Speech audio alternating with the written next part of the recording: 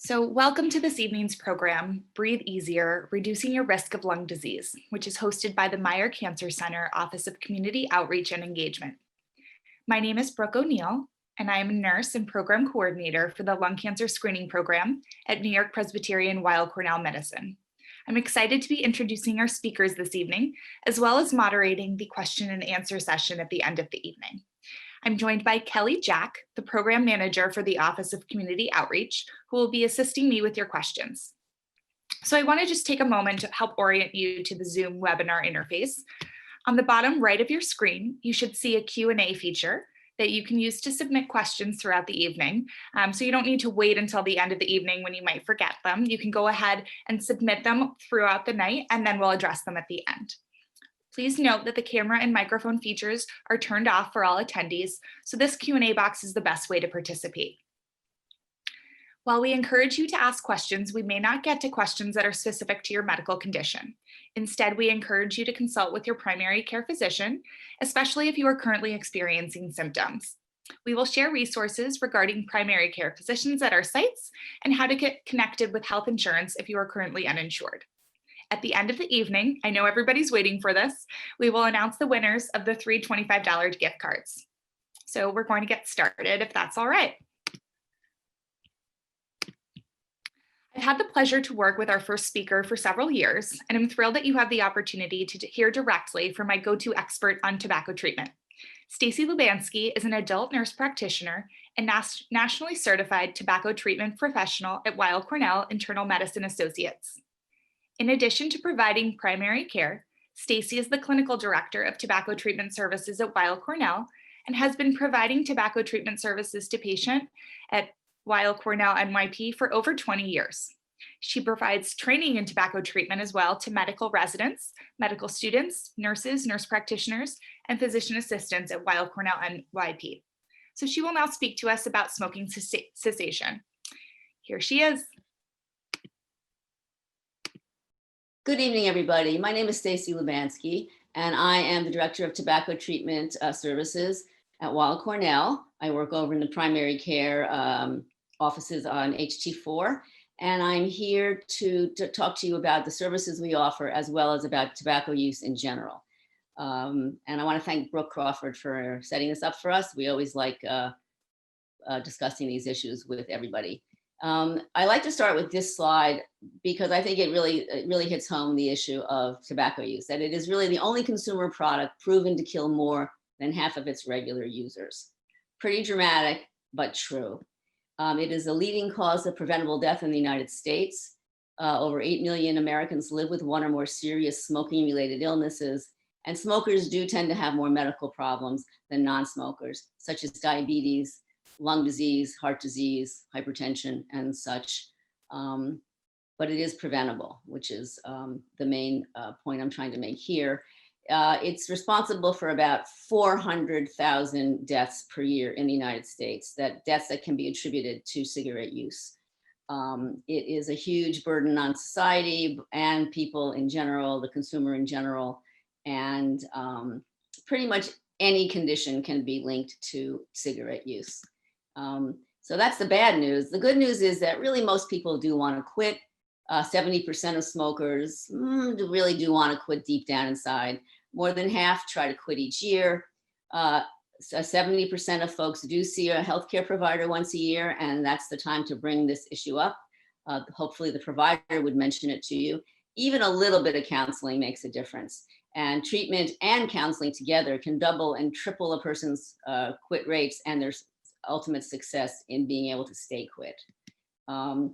Quitting at any age is important, at any stage of the game, no matter how long you've been a smoker. About a year after quitting, your risk of a heart attack drops sharply. 2 to 5 years after quitting, your risk of having a stroke will drop to that of a non-smoker. In terms of cancer, 5 years, 15 years out, your risk of developing cancers or dying from lung cancer drops by about 50%. So these are huge numbers, and it just goes to show you that no matter what, quitting, and it will also improve your quality of life as well as save you a whole lot of money. But why is it so hard? I love this quote. My mother used to say this all the time: quitting smoking is the easiest thing in the world. I've done it 100 times. And most people have quit at least temporarily for a certain amount of time, but resumed for one reason or another. But it's a complicated medical problem. There's these three components which kind of interact with each other. There's the physical addiction to nicotine. And even if you're only smoking 1 or 2 a day, it's that oomph, that feeling that the nicotine gives you, which is the reason that you smoke. The behavioral aspect of it, which is that if you smoke a pack a day, you're raising your hand to your mouth about 70,000 times a year. And then there's the social aspects, of course, when you're with your friends, or the whole mindless behavior of smoking. You just do it, you light up whenever. And then there's a psychological component. People use their cigarettes to cope with pretty much most things. They've never really developed other ways of coping through stressful or hard situations. And so particularly now with the pandemic, it's really been difficult for really a lot of people.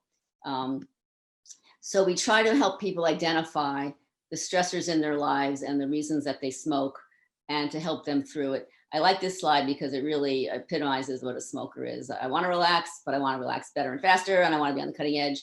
This is a smoker. They want something, they want to be able to do it, but really do have trouble actually relaxing and dealing with stress in a more constructive way. In order to help them change behaviors, we help folks identify the triggers and the factors that cause them to smoke, and really identifying them and saying them and just talking about them, it really makes a big difference. It is, as I said before, somewhat of a mindless activity. Sometimes you don't even realize you've lit up.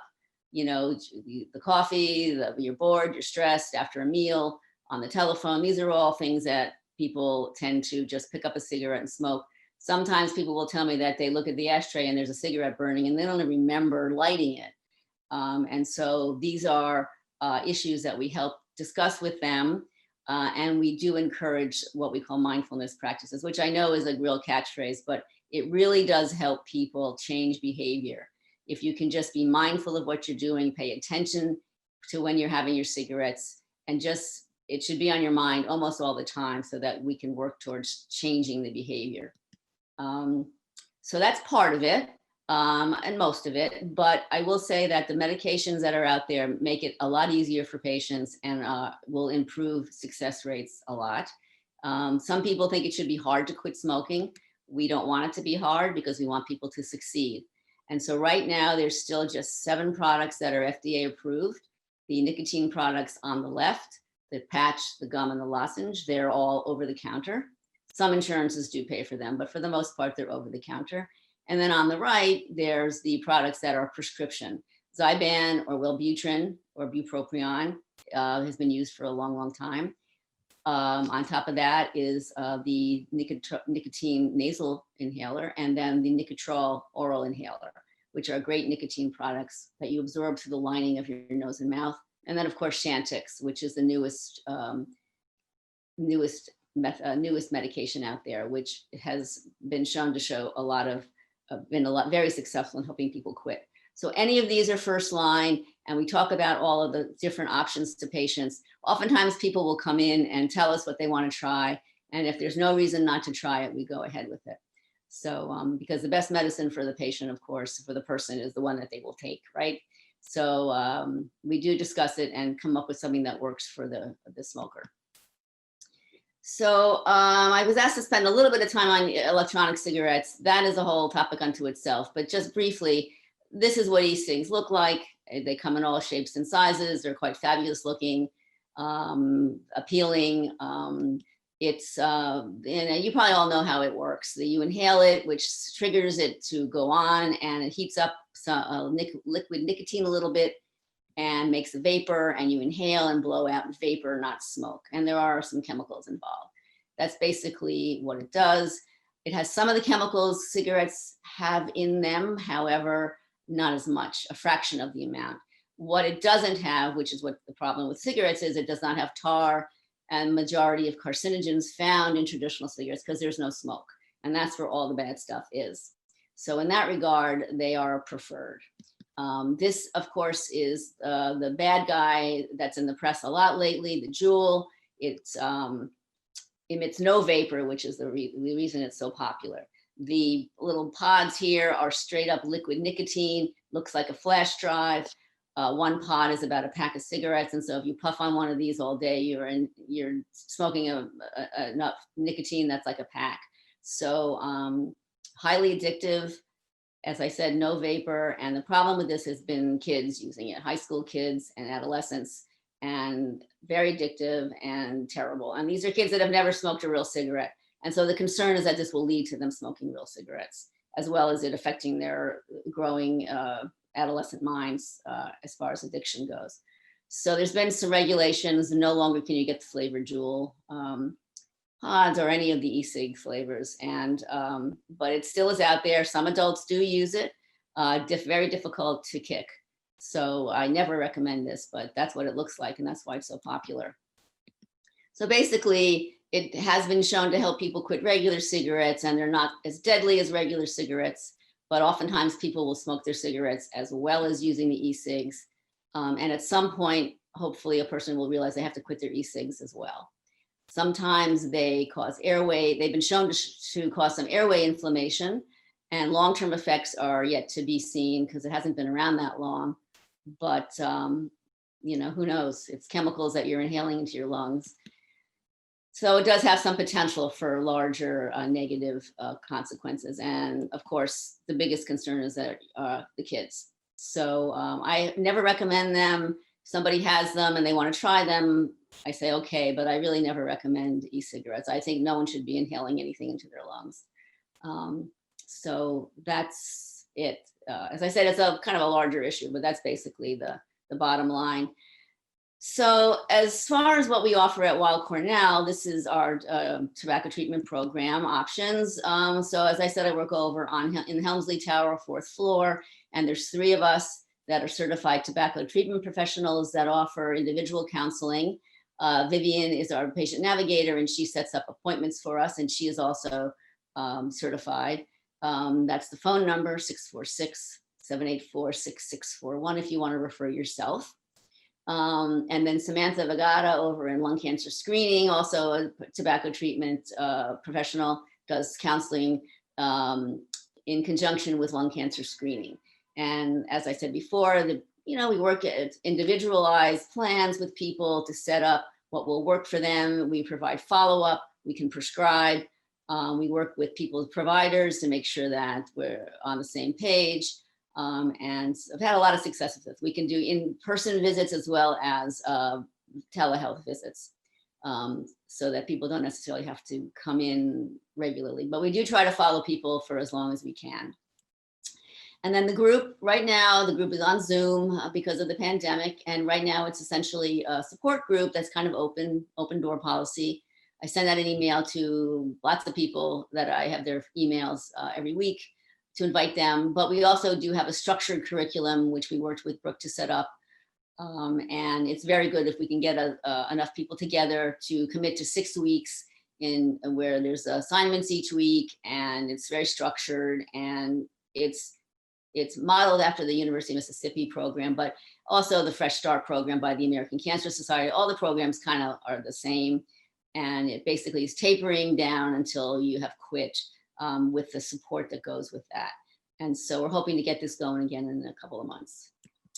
So right now my group meets at 1 o'clock on Mondays by Zoom. You can call Vivian if you're interested. I do like to meet people in advance if they want to join the group, just in case there's prescriptions that people want to discuss, because that's a separate issue. But again, we explore med options and help to manage symptoms, identify triggers. And again, a lot of support from me as the facilitator, as well as the other participants. The group is a wonderful thing. It brings out the best in people. So I do enjoy that. So that's really all I have to say about us. It's in summary, we do offer these services here at Weill Cornell. And if you're interested, just give us a call. And thank you.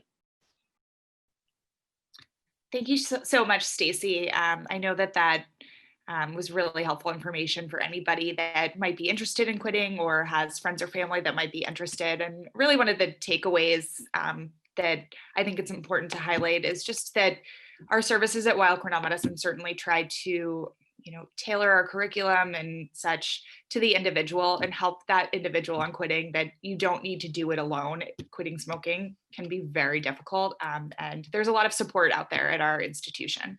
That said, we also wanted to pair you with not just Cornell resources, but also a resource to complement smoking cessation plans. We have Patricia Bax of the New York State Smokers Quitline, who will now be speaking to us about free resources that are available in New York. And again, a lot of support. Okay, thank you so much, Brooke, for that introduction, and I'm really honored to be here to talk to you about another service in New York State that's available to help you to quit. So if you've been thinking about becoming tobacco-free and staying tobacco-free, the New York State Smokers Quitline is here to help. And on the next slide, before I actually talk about our services, I wanted to have you think a little bit about if you have ever considered quitting smoking. Obviously, the fact that you're participating tonight, if you do smoke, or maybe you're trying to cut down, this is something you've been thinking about. I wonder if you've ever become frustrated because maybe you said to yourself, I've tried so many times, I just can't get it to work. Stop for a moment and think about when tomorrow you wake up, what would your life be like if you did become completely tobacco-free?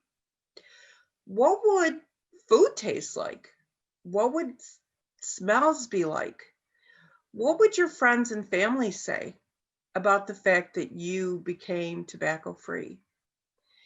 Really think about that image, because when we talk about what that feels like, that word free is so important. You're getting rid of something that, as Stacy mentioned so eloquently, is an addiction. And now you have the opportunity to become tobacco-free. Have you ever heard about the New York State Smokers Quitline? And do you know that all our services are free? And they're really meant to be an enhancement or to add to the other wonderful choices of services that you have. So on the next slide, you'll see that at the New York State Smokers Quitline, we are celebrating 20 years of being able to provide services to everyone in New York State. All you have to be is a resident of New York State, and we'll be happy to help you. You can either call us at 1-866-NY-QUITS or visit nysmokefree.com. What exactly do we provide in terms of services? On the next slide, you'll see that we provide services for both what we call the traditional tobacco user, that would be someone who smokes, and also the end user, that's somebody who uses electronic delivery systems. We provide free coaching, so you could either be referred to the Quitline or you could call yourself at the number I just mentioned. And then a quit coach who is trained in tobacco dependence treatment will be able to help you with the tailored quit plan, to help you identify your triggers, to help you identify what is going to help you be successful in not just quitting, but staying tobacco free. We've also added an additional phone call. So after you talk to the quit coach initially, you'll receive nicotine replacement therapy, and I'll talk about that in a moment. And then you'll get a call within 3 to 4 weeks from one of the quit coaches to see how you're doing. We've added an additional call, so 3 to 4 weeks after that, you'll get a call. However, you can call us as many times as you want. We also have not only English coaches, but we also have some bilingual coaches, and we use a language line with over 27 different languages. We are open Monday through Thursday from 9 to 9, and then during the weekend from 9 to 5. As I said, we give out free nicotine replacement therapy, and that's in the form of gum, patches, or lozenges. We have self-help materials. So perhaps 2, 3 in the morning, you're really struggling, you don't want to pick up a cigarette, visit nysmokefree.com and look at some of our great resources that we have available for you. You can also, when you call the Quitline, receive some of those resources by mail.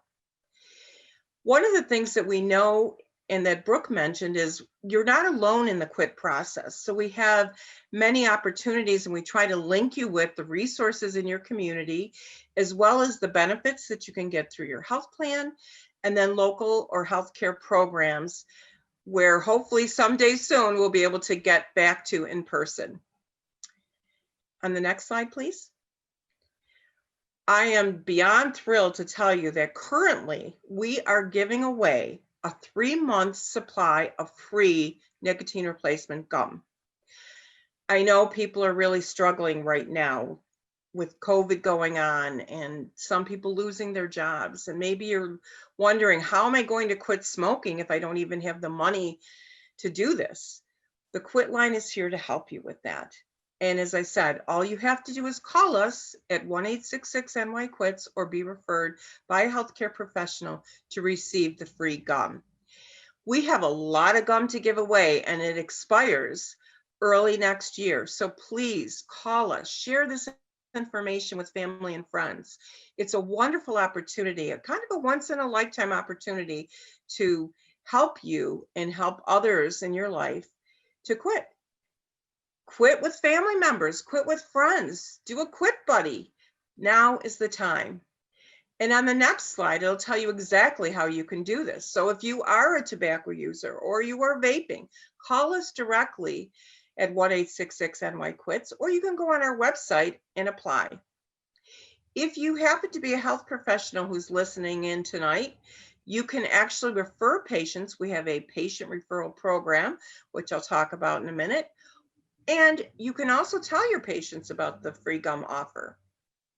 We are also offering free bulk distribution to healthcare sites that might be interested in distributing it on site to patients. You don't have to necessarily have patients call us. We can make sure that you get a bulk supply delivered free of charge to your facility. And on the next slide, you'll see that if you are a healthcare professional, you can talk to your patients. That's so critical. Think about it as a blanket. We're trying to blanket everyone who is a tobacco user who wants to quit with all the tools and resources that are available. If you go to our website under the healthcare professional section, you can learn more about how to refer patients. And if you are a tobacco user, talk with your healthcare professional. Tell them that you are interested in quitting and you want to be referred to the Quitline. And on the next slide, you'll see that we could probably talk more about our services. However, we don't have time. We have some great presentations coming after mine. And I wanted to just encourage you to reach out if you do have questions, if you want more information, to either call the Quitline or you can contact me directly at my phone number or in my email address. I also have working with me Tony Astron, who is very involved in our outreach and marketing. And he's our public information specialist. And if you're interested in receiving newsletters or getting involved more in our Quitline outreach activities, you can reach him as well. And in conclusion, I want to mention on the next slide, I want to first of all thank you for taking time out of your busy day to be here with us this evening. Second of all, I want you to keep in mind that this is the giving season. So many of us are always giving to other people. This is a wonderful opportunity to start to give back to yourself. So think about it. The greatest gift that you can give yourself is the gift of stopping smoking for you and for those that you love. Give the gift to yourself first before you start giving to other people. So I'd like to thank you. And in conclusion, we're going to just do a little physical activity. We've been sitting for a little bit. You can do this if you like. Certainly you don't have to do this, but I'd like you to raise your hand, your right hand up in the air, then your left hand up in the air, and reach behind your head. Just give yourself a little pat on the back. My name is Pat Bax, and when you think of quitting and you're successful because you've got this, give yourself a pat on the back. You deserve it. So thank you.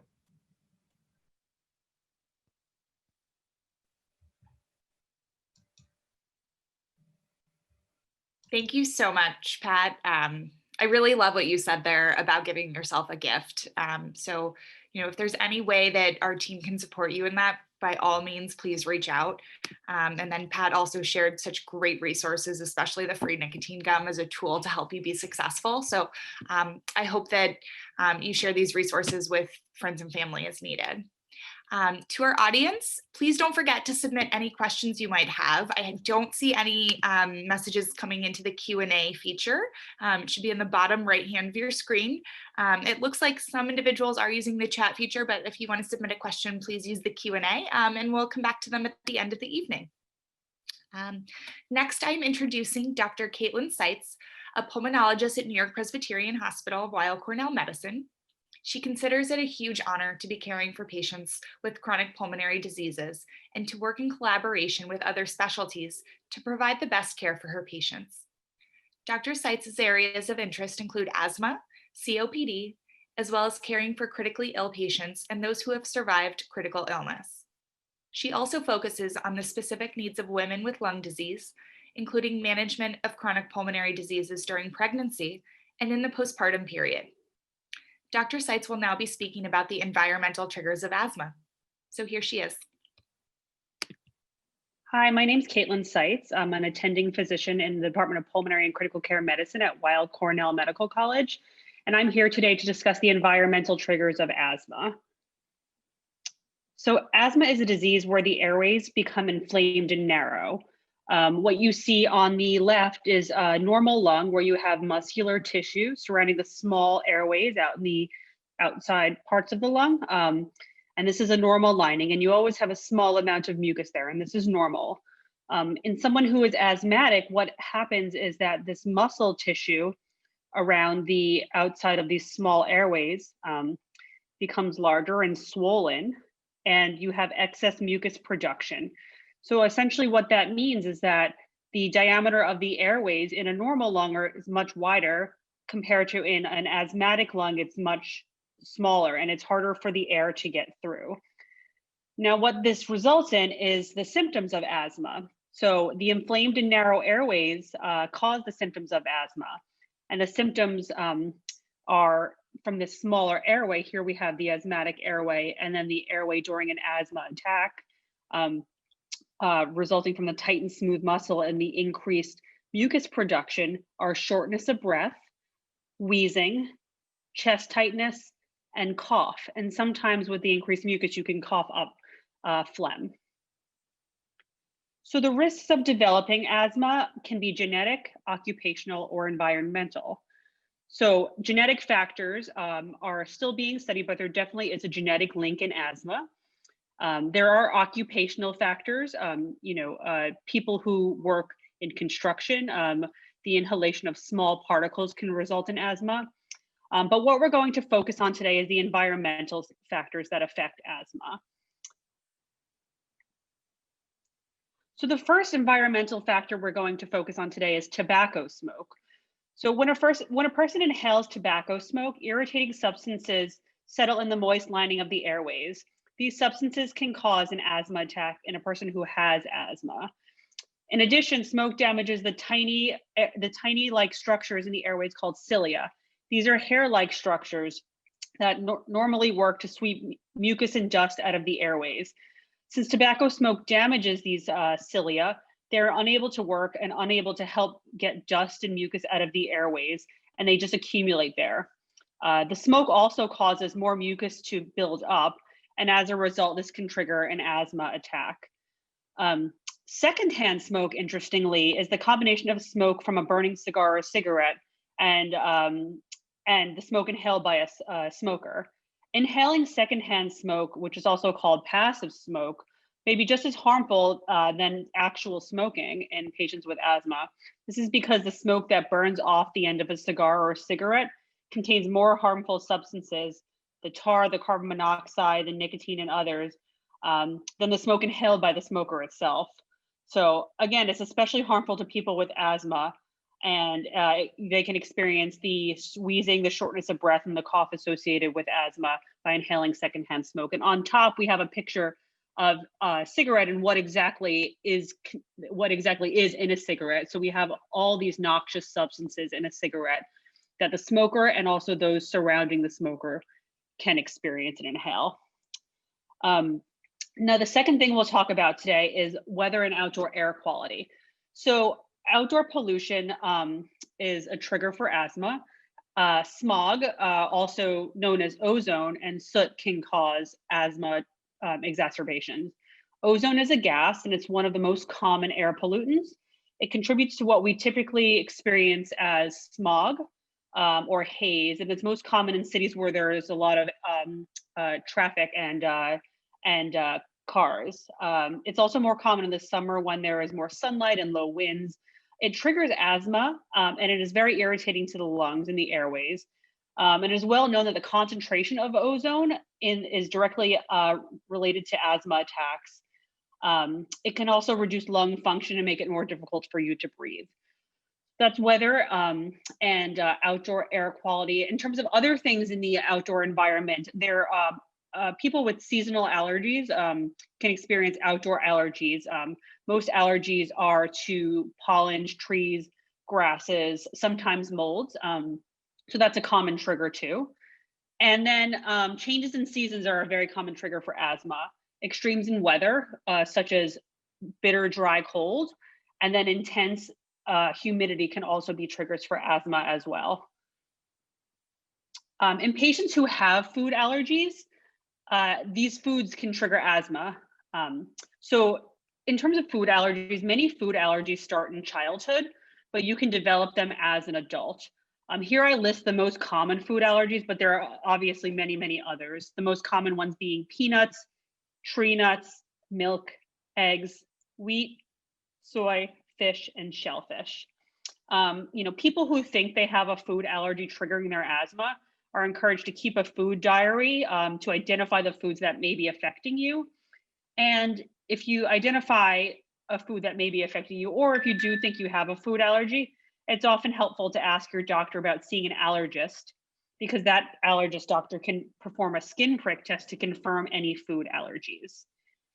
The next category we'll talk about are environmental allergies. Now, this is a very, very common trigger of asthma. There's many classes. The most common ones I'll discuss right here. So house dust mites. Many people with asthma are allergic to house dust mites. They're small microscopic creatures that live on the skin flakes that are shed by humans as well as pets.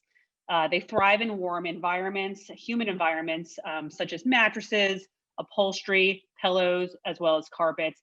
And they're found everywhere humans and also other warm-blooded animals live. In terms of this, is especially helpful to keep your bedroom and sleeping area clean and asthma safe, because you, number one, do spend so much time there. And if you do have an allergy to dust mites, which is very common, this could be triggering your asthma.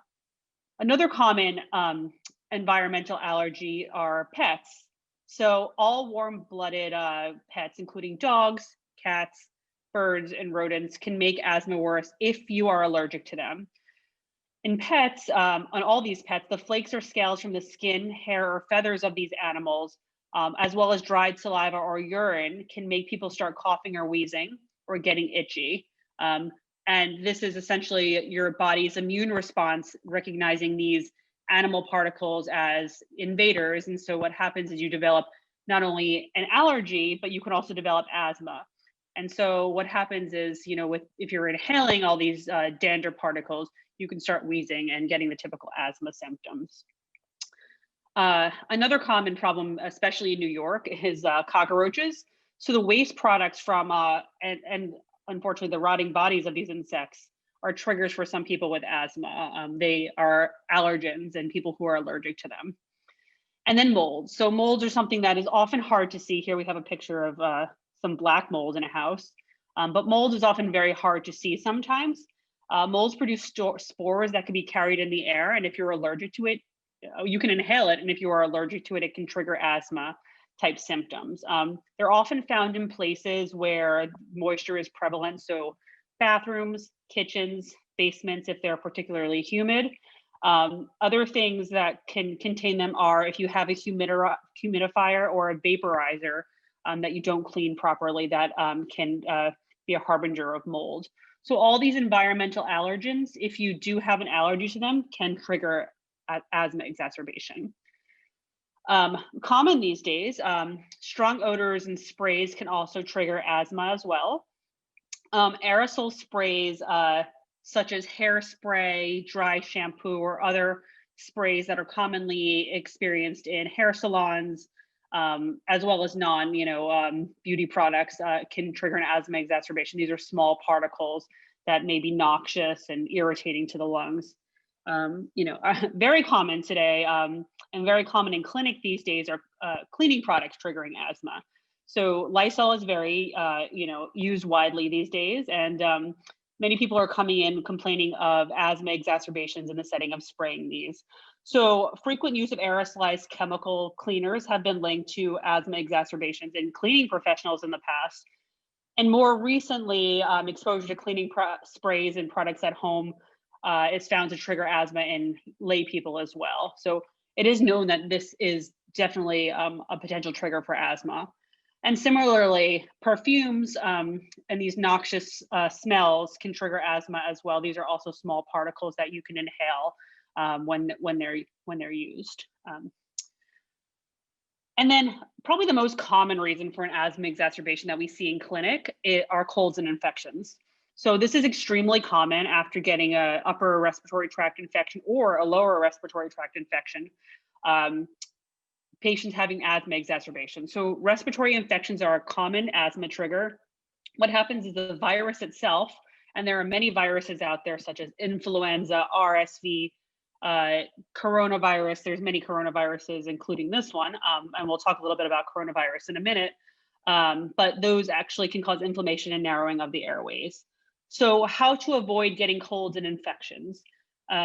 So the ways to avoid getting colds and infections are to wash your hands often with soap and water, avoid touching your mouth and nose, definitely get your yearly flu vaccine. That is extremely important just to avoid the flu. For those over 65 or those with another comorbidity such as asthma or other things as well, like COPD, heart failure, many comorbidities, should get their pneumococcal vaccine that prevents against pneumococcus, which is a type of bacteria that causes pneumonia. If you have inhalers, keep them clean, wash them out, and do not share them. That is an important thing to do if you have asthma. And then currently, in the time of COVID-19, wearing a mask when in public is important to prevent spread of viruses. So a little bit on COVID-19 and asthma. So the Centers for Disease Control and Prevention state that patients with moderate to severe asthma are possibly at greater risk of more severe disease. There's no published data to support this determination at this time. There has been one report suggesting that asthma may increase the risk of hospitalization with COVID-19 in patients who are 18 to 49 years old. However, this was based on a small amount of patients. In a study of patients in New York City, what they found was asthma was less representative, meaning fewer patients who got COVID-19 had asthma.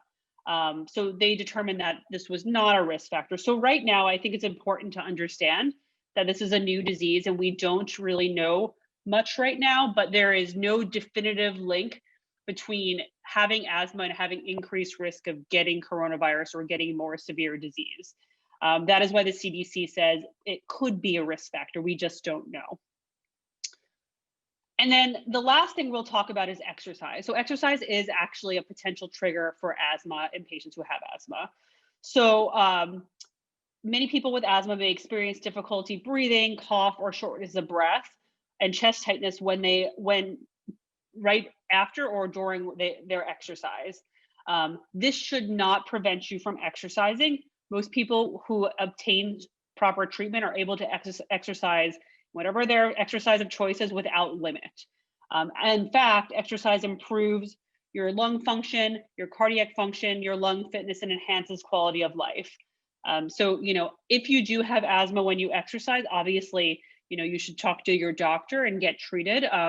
And with proper treatment, your symptoms should resolve and you should be able to exercise without limit. And that improves your overall health and lung and cardiac function.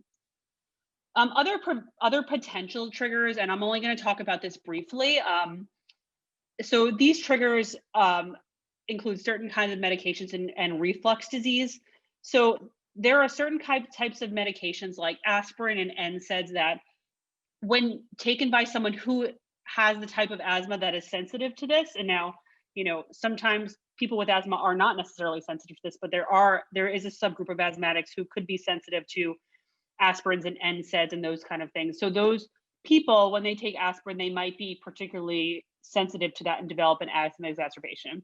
And sort of what I'm saying is not all asthmatics experience this at all. There's a subgroup of asthmatics that when they take these kind of medications, they get worse. The other medication we in this class are beta blockers. Here's metoprolol, a very common beta blocker. The ingredient in a lot of inhalers is something called a beta agonist, which causes the airway to dilate, and a beta blocker blocks that. So potentially in patients who have asthma, starting a beta blocker could potentially make things worse, but there's a lot of caveats to this. So when you're on a beta blocker and have asthma, it's important to talk to your doctor to determine whether this is making it worse or it's not affecting it at all. And lastly, we'll talk about reflux disease. So gastroesophageal reflux disease is a disease in which the valve between the stomach and the esophagus does not close completely right here. And so in these patients, what happens is stomach acid can go up from the esophagus and then into the larynx, the mouth area, and then go into the lungs. And then go into the lungs. And when this happens, the reflux irritates not only the esophagus, but it can also irritate the airways too. And when it irritates the airways, it can cause that inflammation that we talked about, which results in an asthma exacerbation in patients with asthma. So patients with reflux, these people might have trouble breathing at night or upon awakening. It often happens when you're lying flat. So that is a potentially reversible thing by seeing a doctor about treating your reflux. So those are the main environmental triggers of asthma. So now, what do you do if you think you have asthma? So the best thing to do is talk to your primary care doctor about your symptoms. So just explain your symptoms to them, talk about what you think makes your symptoms worse when you're having your symptoms, and what exactly are your symptoms. In this case, if the doctor does think that you have asthma, you may be prescribed an inhaler or asked to do a pulmonary function test, which essentially is a test where you breathe into a little machine and it examines the airflow in your lungs. In that situation, if inhalers don't work or if your asthma is not getting better or if it's difficult to control, you may be referred to a pulmonologist. We have a great pulmonology clinic here at Cornell, Weill Cornell Pulmonary Associates. We're located at 425 East 61st Street on the 4th floor. And if you do think that you have asthma that's poorly controlled, please make an appointment to see us. Our number is 646-962-2333. And any of us would be happy to see you and help manage your asthma.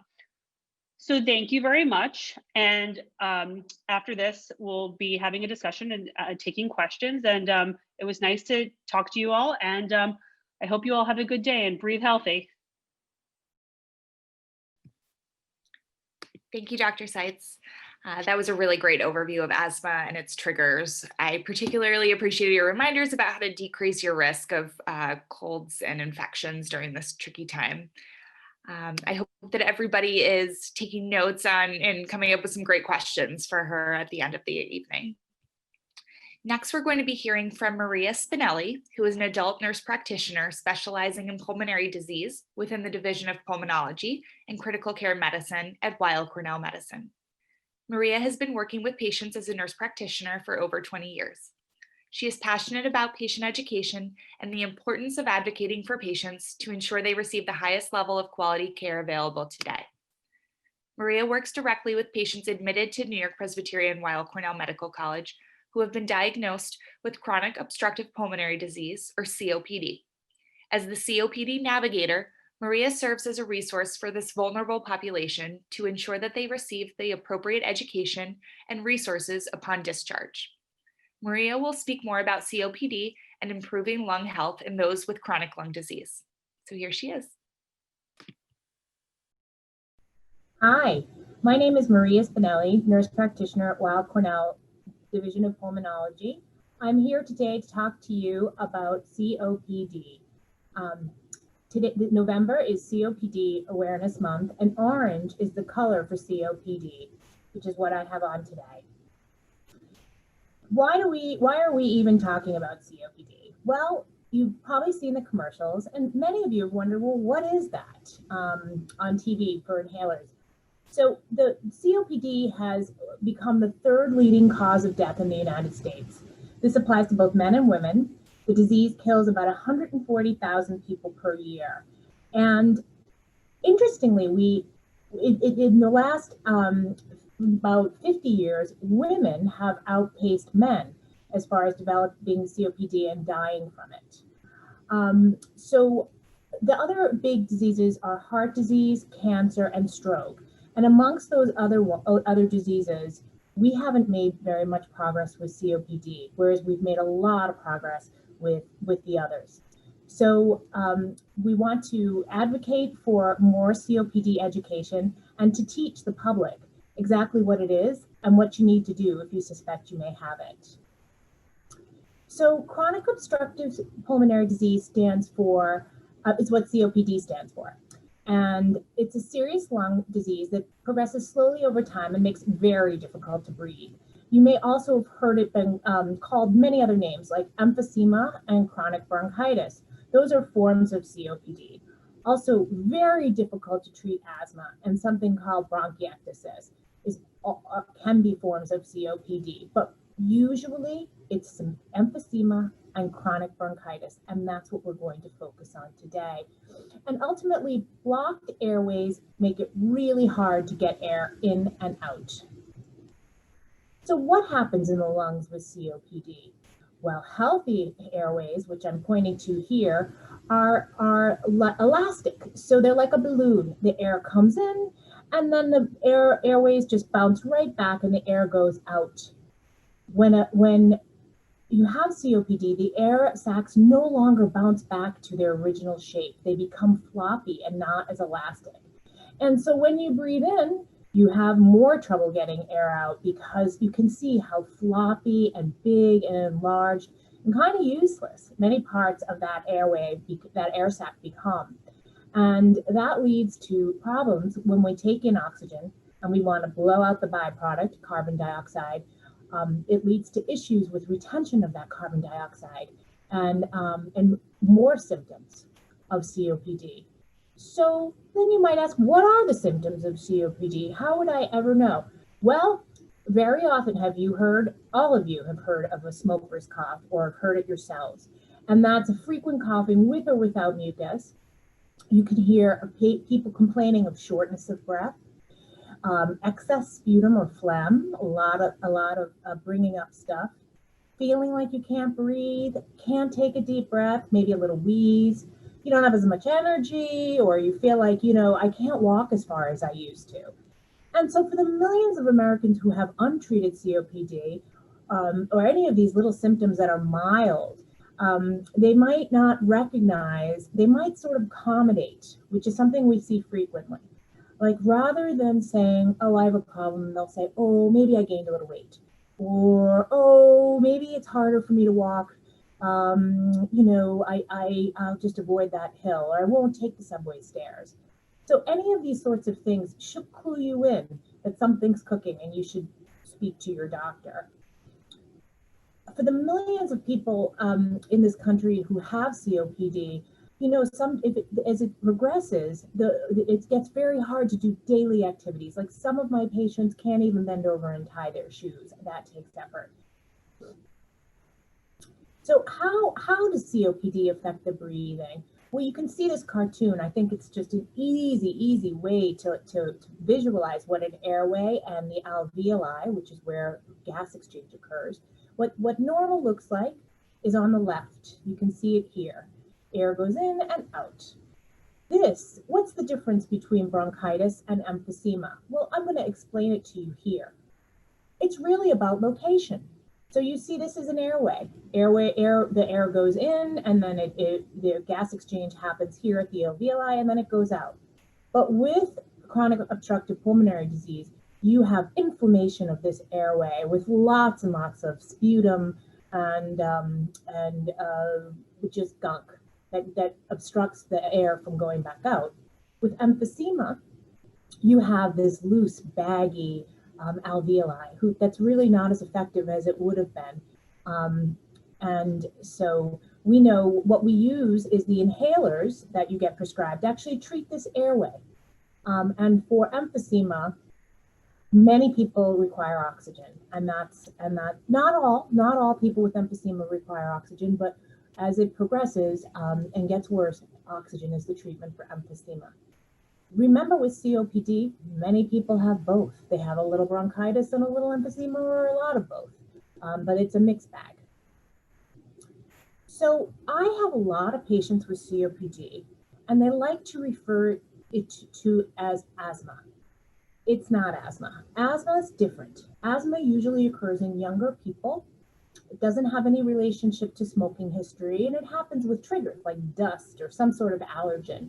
And the symptoms can come and go. They can, word for that is exacerbate and then remit. For COPD, most people are much older. Most people, 75%, have had a smoking history. And it gets worse over time, and you may become more short of breath, even when you're at rest. And they are flare-ups that occur that are called exacerbations. And we'll talk a little bit about those more, but they get, the flare-ups increase the progression of the disease. So it's something we try very hard to avoid by good health practices with COPD. So I like this because it's a real-time a picture of what we see on the CAT scans of the structural changes of emphysema. If you see on the left, it's normal. Okay, these are these little round. They have lots of membranes here where oxygen and carbon dioxide can be exchanged to feed your body. And over here you see emphysema with those big floppy air sacs that I was telling you about that are damaged. And you don't see all of the intense little structures and capillaries. They're missing. And that's because in emphysema, the air sacs are completely, they become very damaged and essentially ineffective, making it harder to get oxygen into your bloodstream. So over time, one of the big things with COPD is to quit smoking. And I like this slide. It's a very old slide, but it's from 1977, but it's effective. In almost every COPD lecture, you'll see this slide. And the reason is that your lung function, we all lose lung function as we age, everybody. But if you're a non-smoker, you lose it much less quickly than a person who smokes. A person who smokes is going to, the decline in lung function is going to be much greater. And you'll see it steep as you get older, after you hit 65. If you quit, you have some chance of retaining, making that much slower and retaining much more of your lung function through your life. Remember what I mentioned, those exacerbations. Well, they really make you lose lung function. You see this big red line? If you're a COPD patient and you don't take your medications, or even if you develop the flu or a pneumonia, you can end up having a COPD exacerbation that needs to be treated with steroids, antibiotics, and they also will cause progression of disease and worsening lung function. So it's something we try very hard to avoid. One of the sad things is that COPD accounts for so many deaths in this country, as we've discussed, but yet the funding for research with it is abysmal. Actually, it's very little, and there are all these other diseases that kill fewer people, but that have far better funding than COPD. And we think that's probably because the public doesn't really have good awareness of what COPD is. So 25% of people with COPD have never smoked. Believe it or not, there are other things such as harmful things to breathe in the environment that also can cause COPD, like fumes and gases and occupational dust. I've had patients that have worked in mines and they've had COPD and they never smoked. There's a gene, alpha-1 antitrypsin gene, that patients can be tested for. But for the most part, we've seen, there are examples of farmers who've been exposed to pesticides and other substances that have damaged their lungs, or hairdressers that were exposed to chemicals and sprays, or poorly ventilated spaces, and they often have consequences that affect their breathing. So just because you've never smoked, if you have these symptoms, maybe some other environmental exposure, you should think twice. So more than 30 million people have COPD, but about half have no clue that they have it. And so they might mistake early signs for being out of shape, or, oh, I'm just getting old, or I have a cold, or I have allergies, or this is my asthma. It's a good idea to bring it up to your doctor, and based on your medical history, your symptoms, and then we do a test called spirometry. We blow through a tube, and it gives us an idea of how your lungs are functioning. It's good to screen. It can only help. Earlier treatment, we know, is going to retain your lung function, and you're going to have a better quality of life and a longer life. So if you do have COPD, we have some great resources for you. And you can also learn how to manage the disease through those educational resources. And one of the things we love for COPD is pulmonary rehab. It's a place where you get exercise and you're monitored, and we see 2 out of 3 patients who participate have improved outcomes if they participate in a pulmonary rehab program. So for optimal care, first, we have all of our COPD patients. We want them to stop smoking, go to pulmonary rehab, learn the breathing techniques, and many of this is taught to you at pulmonary rehab. The medications, as I've said, are so important to take because you want to prevent having a COPD exacerbation, which is going to make your lung function worse. We want people to exercise, get great nutrition, recognize early signs of when they're possibly developing a COPD exacerbation. If you're further along in your COPD, it's important to conserve your energy. Breathing takes a lot of energy at that point, and so you want to simplify your activities. We also have a lot of anxiety with breathing issues, and optimal care is having your providers help you make end-of-life decisions. And you also should get annual checkups. Make sure you get that flu vaccine. Make sure you have all your pneumonia vaccines, and if warranted, to get the genetic testing. Also, we have many resources for patients. They always say there's an app for that. Well, there is an app for COPD patients, and you can track your symptoms and get inhaler training, look at some videos, all kinds of educational resources at the COPD Foundation Pocket Guide, Patient Pocket Guide. Again, I said orange is the official color of COPD awareness. Orange is known to represent energy, enthusiasm, determination, and success.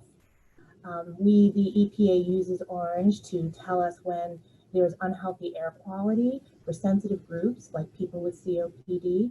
And several ancient cultures frequently used orange to help the lungs and increase energy levels.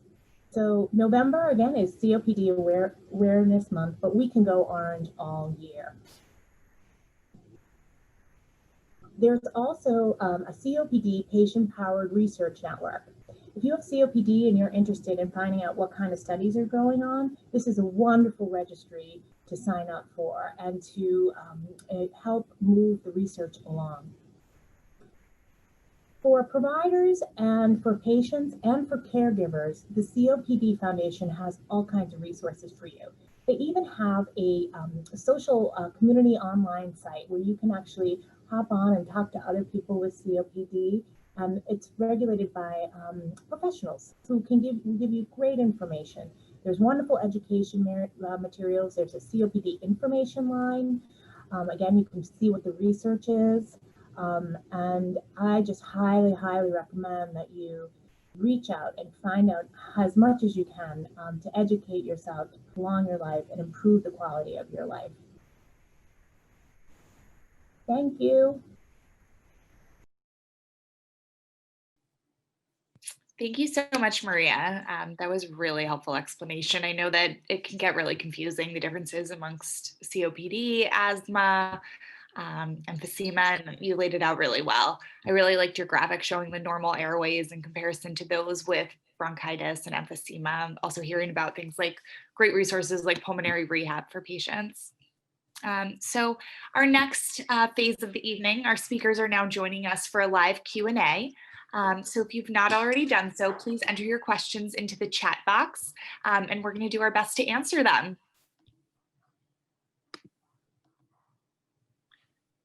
All right. I think that our speakers can now turn on their screens. Perfect. Hi, Stacy. Perfect. I think we have everybody now. We have Maria, I see Patricia, and Dr. Seitz. Wonderful. Okay, so our first question this evening came in, and somebody asked what the difference is between the pneumonia shot and the pneumococcal shot. So maybe one of our providers can give a quick overview of the vaccinations that pertain to lung health, and sort of a breakdown and recommendations for that. I could do this. Hi, it's Caitlin Seitz. So basically, there's two pneumonia vaccines. There's the Prevnar 13 vaccine and the Pneumovax vaccine. So the only difference between those is they cover different serotypes of pneumonia. Pneumovax covers 23, Prevnar covers 13.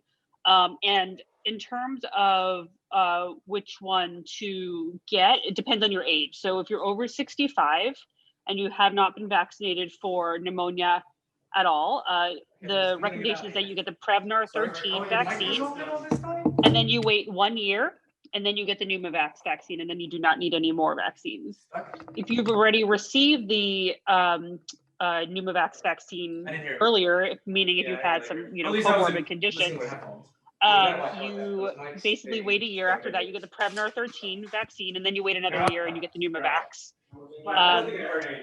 And then if you receive the Pneumovax after age 65, you wait a year and get the Prevnar. So it's complicated. Essentially, you do both get two if you're older than 65. The recommendation is that if you haven't gotten anything, you get Prevnar first, you wait a year, then you get Pneumovax.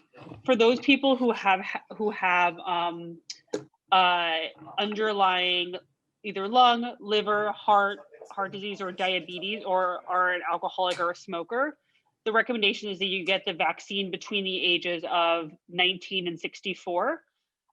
If you are between 19 and 64 and have comorbidities, you just need the Pneumovax 23 vaccine. If you're immunocompromised, meaning you're on medications for a transplant, or you have HIV or renal failure, then it's a little different. But the point is that if you do have a chronic lung, heart, liver condition, or a smoker, or you are an alcoholic, you do get the Pneumovax earlier. So that's basically what we do with the pneumonia vaccines. You need two in your lifetime. The only people who have to repeat every 5 years are people who are immunocompromised. Other people, you get the two and that's it.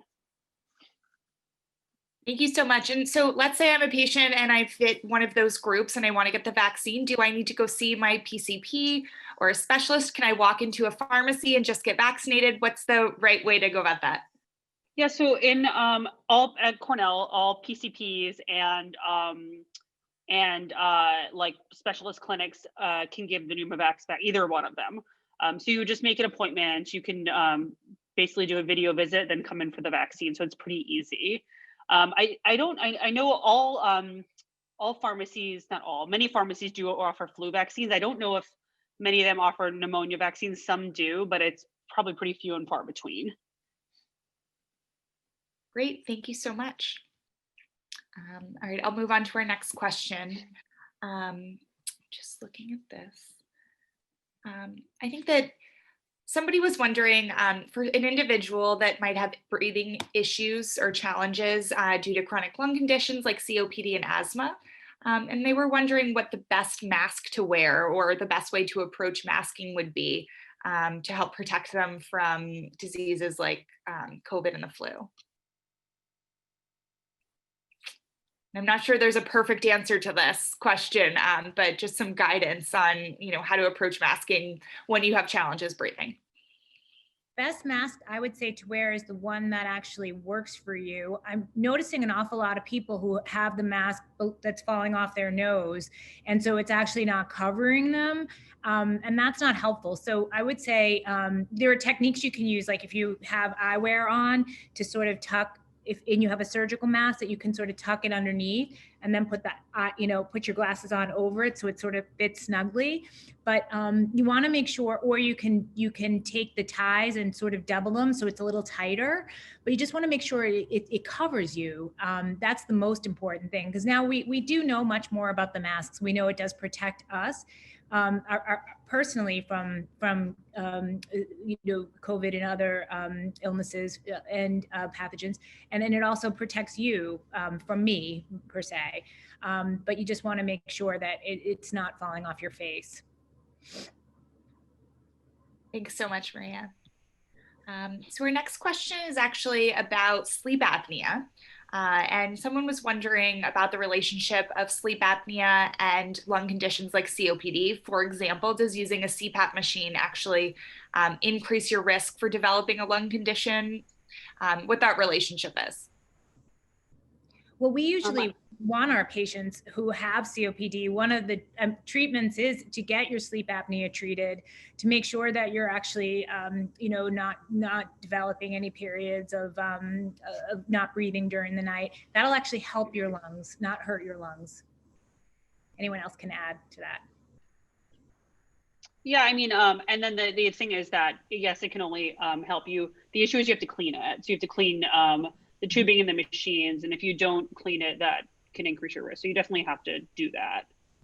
Proper protocols for the use of the sleep apnea machine are important. Right. Gotcha, thank you. So our next question, somebody was wondering if you can speak, Dr. Seitz, a little bit more about areas of New York City that experience higher rates of asthma.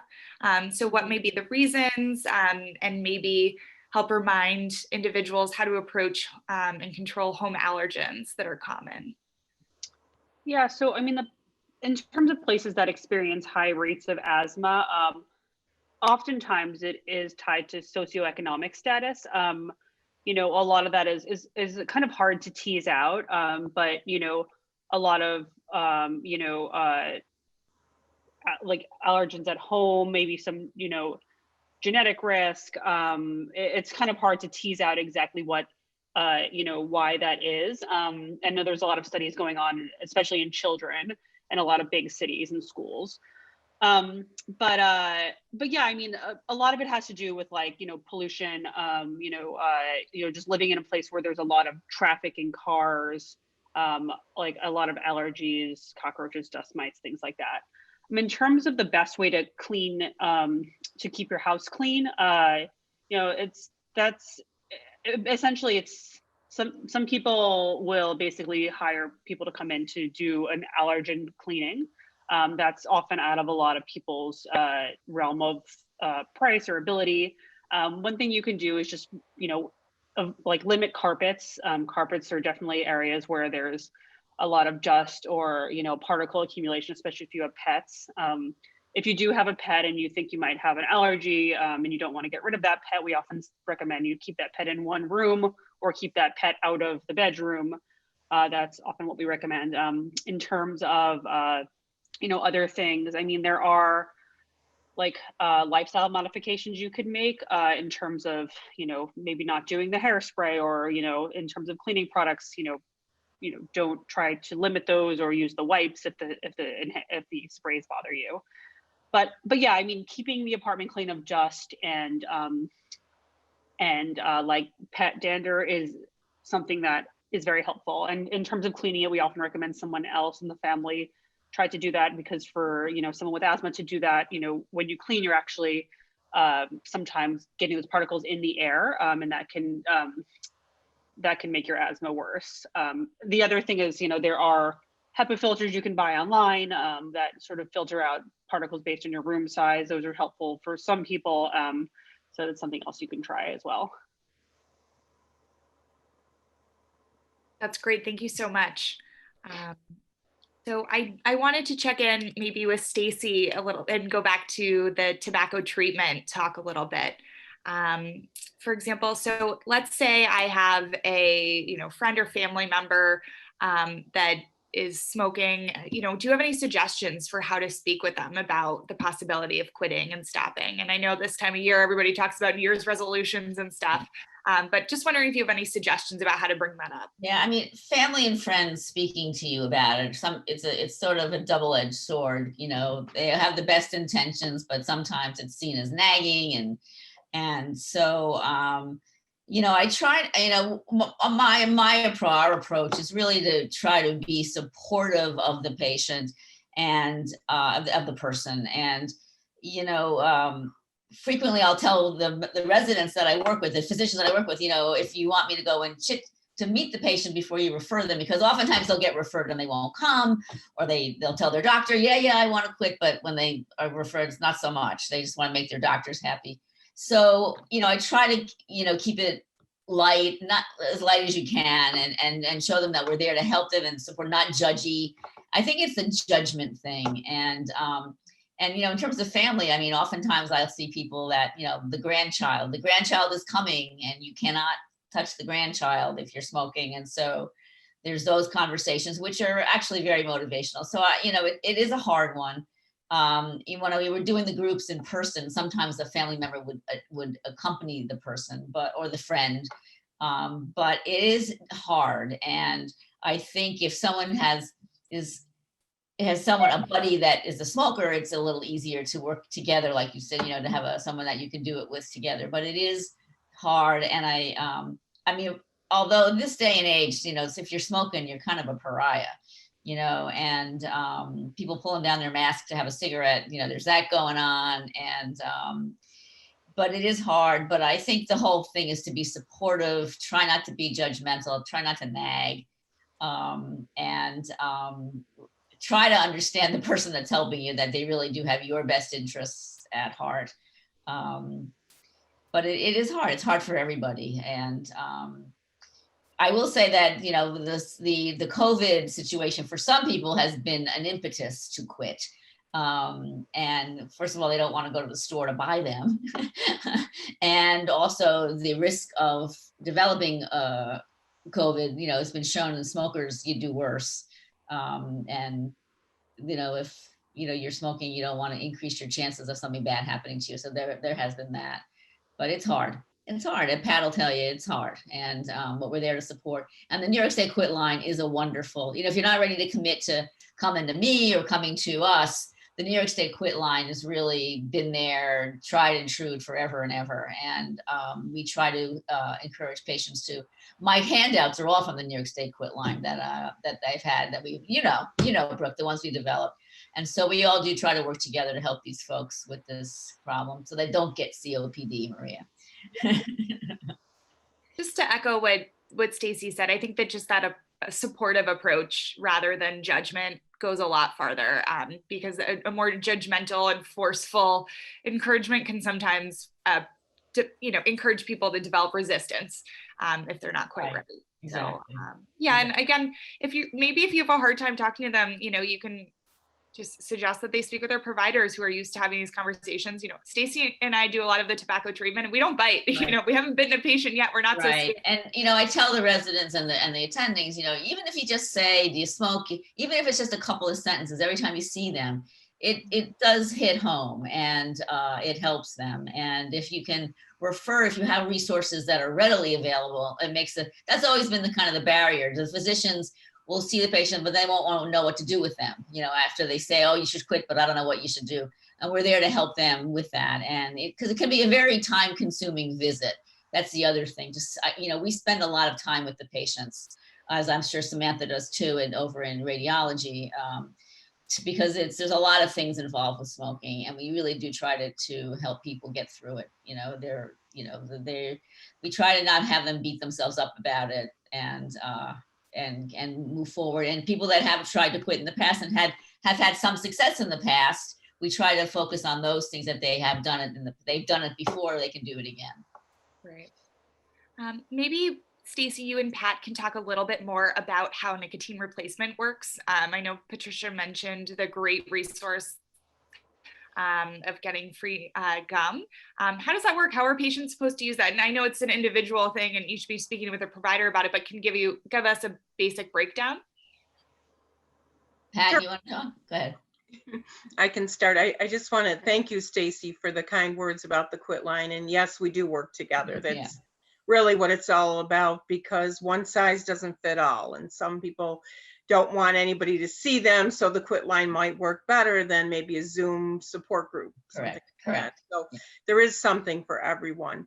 And it is very hard to quit. We've had so many people that call. We actually have people that call every day just to check in, because they feel like that keeps them connected to that resource. And that's perfectly fine. You know, call every day if you want. We had one woman call every day for 2 years. So whatever it takes, it works. And we do have a lot of family members and friends. So I do want to mention that too. If you are a family member and someone in your family is smoking and you're concerned, you can call us or go on our website, because we have resources for them as well. But as far as the gum, it does come in 2 different doses, a 2 milligram and a 4 milligram. And we, in order to decide which milligram is better for you, calling the Quitline and speaking with one of our Quit coaches, we do have what we call a protocol. We have certain criteria. If you meet this criteria, it will tell you whether you get the 2 milligram or the 4 milligram. Obviously, the 4 milligram would be for someone who might be more heavily addicted to their nicotine, someone who may use within 15 to 30 minutes of waking up. So that dosing, if you will depend on a couple questions that our coaches will ask. The thing about the gum is we also do combination therapy. So when you think about gum, it's more the short acting release of the nicotine, or the patch would be something you'd put on at the beginning of the day and it would stay with you to release the nicotine slowly throughout the day. Where the gum, and they can be used in combination, the gum, you will chew it, not like regular chewing gum. You chew it till it gets this peppery taste, and then you park it. So it's a chewing and parking, and then you can pull it out of your cheek, and you can start chewing it again when you start to get a craving, if you have that just certain urge. Now, we do actually have a video on our website that actually talks about specifically how to use the gum. So if you're interested in more information, and I'm sure, Stacy, you can add to my just kind of basic description there of how to use it, you can go on our website, nysmokefree.com, and get a little bit more in terms of how to specifically use it. So the oral products are all, you absorb the nicotine through the lining of the mouth, because you have a lot of blood vessels in the mouth. And so the gum, the lozenge, the inhaler, which is a product I love, the Nicotrol inhaler, you absorb them through the lining of your mouth. They're not brought into your lungs. And the combination of patch and an oral product is huge. It really does make a difference. You put on the patch in the morning, and if you still get urges, you can use the gum or the lozenge or some other oral product. And you can use these products even if you're still smoking. Patients will tell you that, they want to know the side effects, and it's too much nicotine. And I remind them that they're already on too much nicotine. The cigarette is a nicotine delivery device. And so if you smoke while you have the patch on, let's say, you might not feel great. So you put the cigarette out, whereas most people take the patch off. So, we kind of remind them that they're doing it backwards. But they are very effective, the nicotine products, I will say. But the combination is the way to go, and honestly, I will tell you that I tell most people just to go right for the 4 milligrams. That's just what I do, because it cuts to the case. But so they're wonderful products, and they do help. And if patients use them the way they're supposed to, but it can be first line like anything else, but so it's absorbed through the lining of the mouth or the nose. The spray is in the nose, which I hardly ever use, because apparently it doesn't feel very good. Do you ever use that one, Pat? The nasal spray? Well, because we can only give over the counter medication. Right. So So the nasal spray is a little, some people are using it, actually, they're spraying in their mouth now. Don't hear it. Yeah, we don't hear it used that much at the Quitline, but I they are good and safe. And, and also in terms of quitting, I will tell you, we're seeing a lot of people in general that are getting surgery, and they won't operate on you if you're a smoker. And so some people won't operate on you if you're even using nicotine. because of healing. And the bariatric surgeons, the orthopedic surgeons now are saying you can't have lower extremity surgery without quitting smoking. And so these are good reasons to quit also if you need to have something else. I mean, there's lots of good reasons, but those are really some of the things that get people more motivated if they require a surgical procedure. Right, and if money financially, it's a barrier for you. Right now, as I mentioned, we have 3 months free of gum, 3 months. So, you know, put that barrier aside and just give us a call. We're open till 9 tonight. So after this, there's That's when they do most of the smoking. So I think we have just one last question before we sort of wrap up. It's a combination question. So do cloth masks protect against COVID and other lung diseases? And would you recommend wearing face shields and surgery masks while doing routine activities like going to the grocery store, getting on the train, etc.? So I can answer this.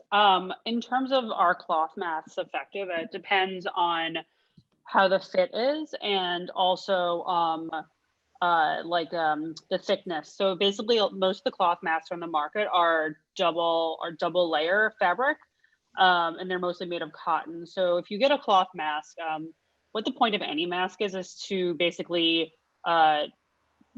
protect the droplets from coming in. And when the droplets come in, they're of a certain size. So, you know, the ones that, you know, coronavirus travels on are usually very small.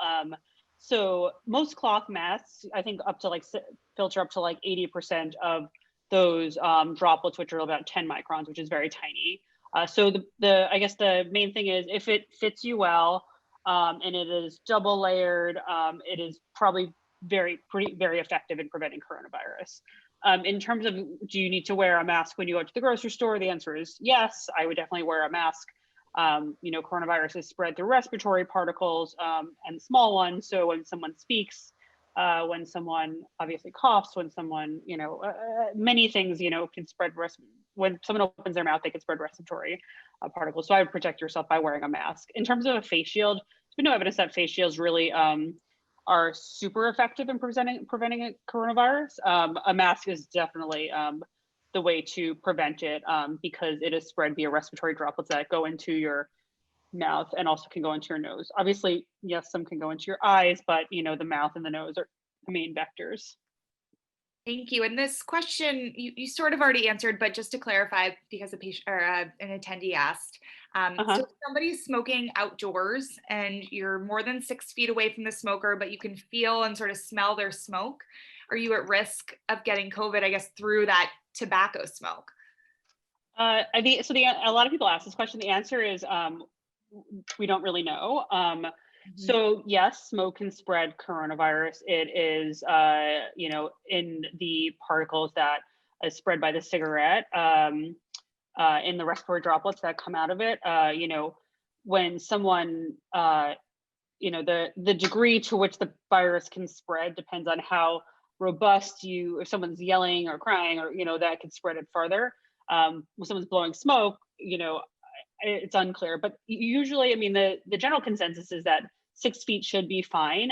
However, we don't have any studies that definitely say that. So, you know, 6 feet should be fine. Obviously, wear your mask when you're around smokers. There is unclear evidence of whether via secondhand smoke, the disease can spread further. We don't know.